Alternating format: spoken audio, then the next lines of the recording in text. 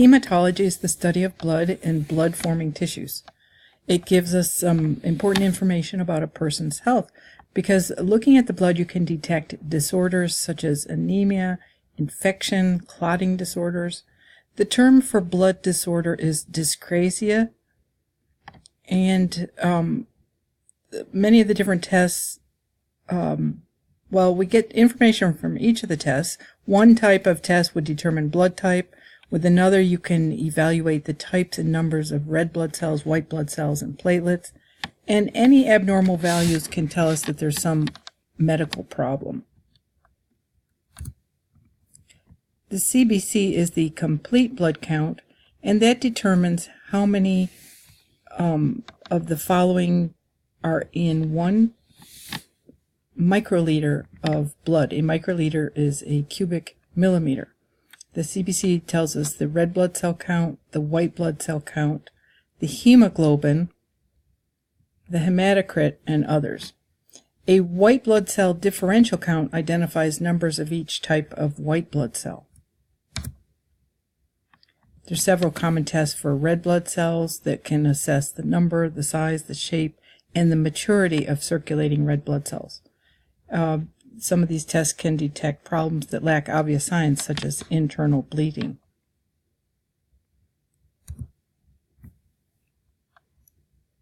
Red blood cells are the most common formed elements, and they contain hemoglobin, which is necessary. It's a protein that is necessary for the transport of gas.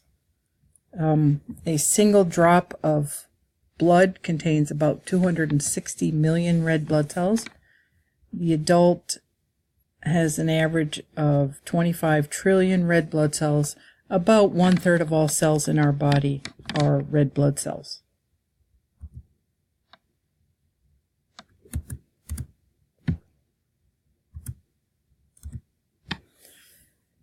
The number of red blood cells is given per microliter or cubic millimeter, and that's about 5 million.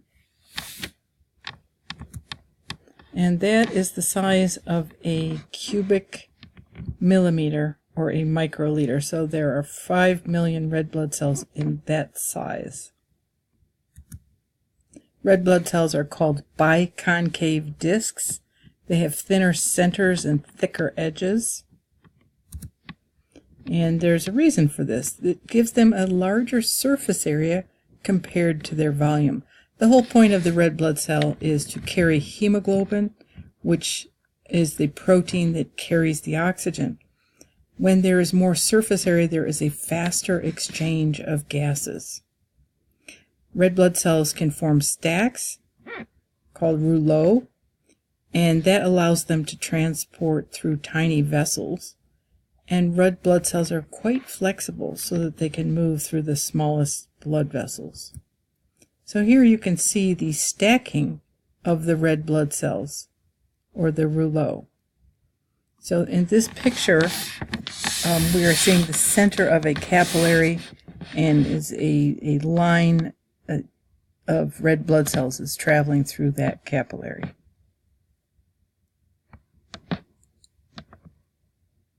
Red blood cells lose almost all organelles. They are anucleate, meaning they have no nucleus. And without a nucleus, they don't have any DNA that provides the information for protein synthesis, and it allows the cell to divide. So red blood cells do not divide or repair themselves. They last about 120 days. Function is to transport gas. 95% of the red blood cell proteins are hemoglobin molecules. And hemoglobin counts should be around 15 grams per deciliter. All of these values differ between males and females, so it's best just to remember an average for the both sexes. Hemoglobin, if you recall those protein shapes, has a complex quaternary structure. It is quaternary because it consists of more than one protein chain. There are 4 protein chains, 2 alpha chains, they're identical, and 2 beta chains, they're identical. And they fold up together to form this hemoglobin shape. Hemoglobin is very similar to myoglobin, which is found in muscle cells. And each chain has a heme molecule. And you will see that heme as this orange disc. At the center of the heme, that orange disc, is an iron atom, and that is necessary to carry oxygen. When oxygen is combined with the hemoglobin, it is called oxyhemoglobin, and this makes the blood bright red. This binding is reversible. When it is not bound to oxygen, it is called deoxyhemoglobin, and this blood is dark red. A red blood cell has about 280 million hemoglobin molecules. Each hemoglobin has 4 heme units, so each red blood cell can carry more than 1 billion oxygen molecules. 98.5% of oxygen in the blood is bound to this hemoglobin. The rest, 1.5%, is just dissolved in the plasma. What part of a hemoglobin molecule binds to oxygen?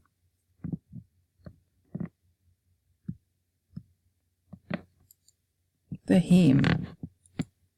Which of the following would not be found in a typical hemoglobin molecule?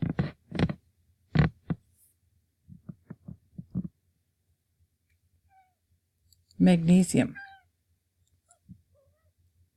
Red blood cells are continually produced. They last 120 days, and so they need to be replaced constantly.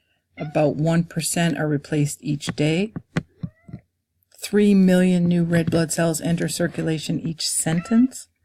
Well, when a red blood cell is damaged, for example, perhaps the plasma membrane ruptures in a process called hemolysis, or the red blood cell may be engulfed by macrophages, which are phagocytes in the spleen, liver, or bone marrow.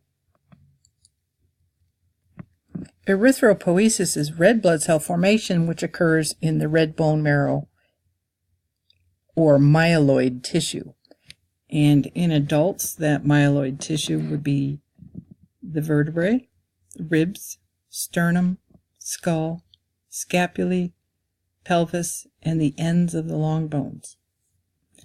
If you need to produce more red bone marrow in the case of severe blood loss, the fatty yellow bone marrow can convert back to red bone marrow to produce more red blood cells.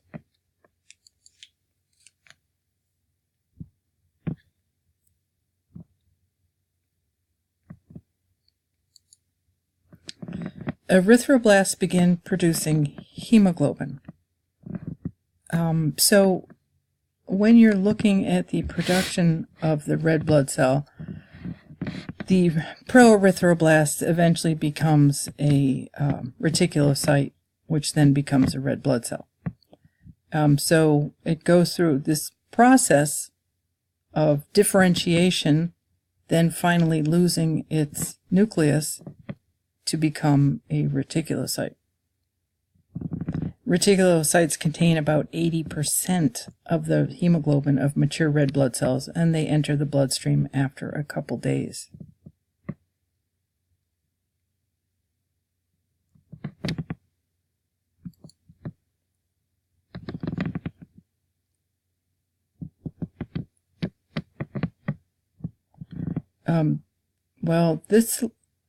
This slide is showing after 24 hours, the reticulocytes complete their maturation and resemble other mature red blood cells. So this is showing what's happening to a red blood cell as it gets old. It might rupture, and the old and damaged red blood cells are going to be phagocytized in the spleen or in the liver or in the bone marrow. And they're going to be recycled, basically. The heme is taken out, and The iron is then removed, and the iron is going to be transported in the bloodstream by the transferrin. The heme portion of it is then degraded into the product biliverdin and bilirubin.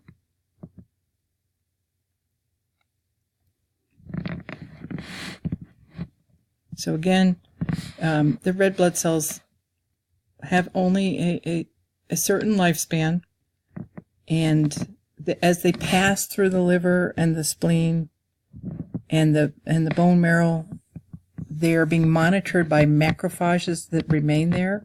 These macrophages are going to engulf or phagocytize the red blood cell before it ruptures and remove the hemoglobin molecules.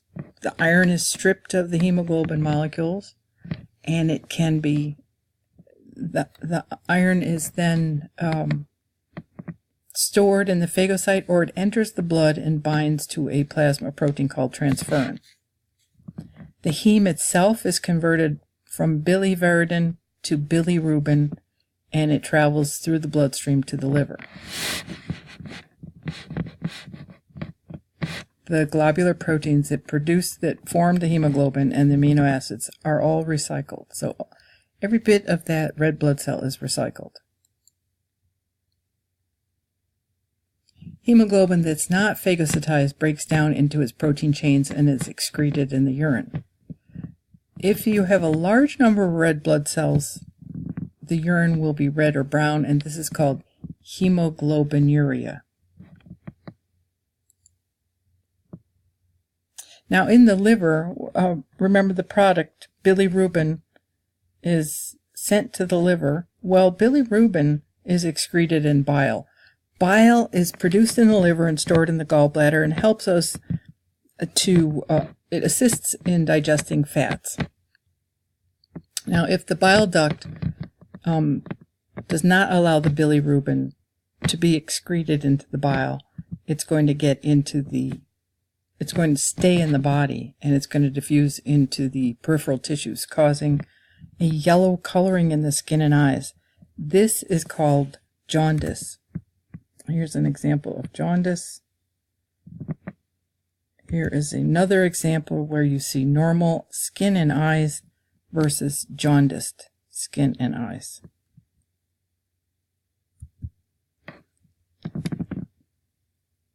In the large intestine, okay, so the bile is secreted into the small intestine. It's going to travel all the way through the large intestine. And so in that bile was the bilirubin. The bilirubin in the large intestines is converted to two products, urobilin and stercobilin. These two products are going to enter the feces, and the stercobilins are giving it the yellow-brown or brown color.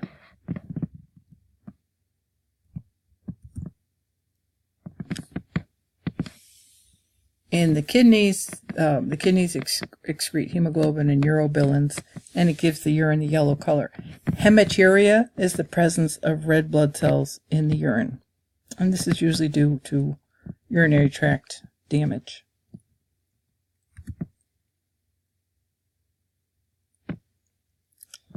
This is the whole process of production of red blood cells, and then total breakdown and recycling of all those products within the red blood cell.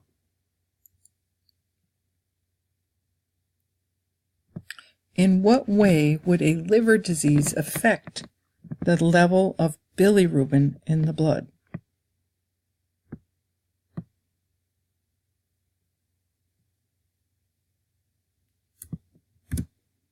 Where is the iron stripped away from the heme? Within a macrophage. Which of these is not an organic waste product produced by the breakdown of heme?